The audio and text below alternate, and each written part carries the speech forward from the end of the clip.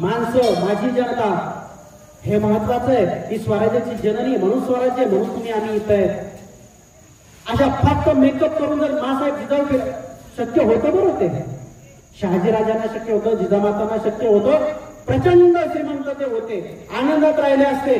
परंतु का संघर्ष पुकारला? का पोटच्या एकुलत्या एका पोराला शत्रूची 2 हात करायला लावले? शत्रू म्हणजे खेळ का? अफजल खान ठरला फारला.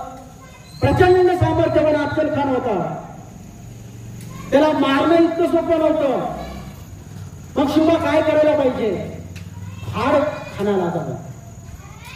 तू जगशील की मरशील हे सांगणारी डरपोक मासाहेब नव्हत्या.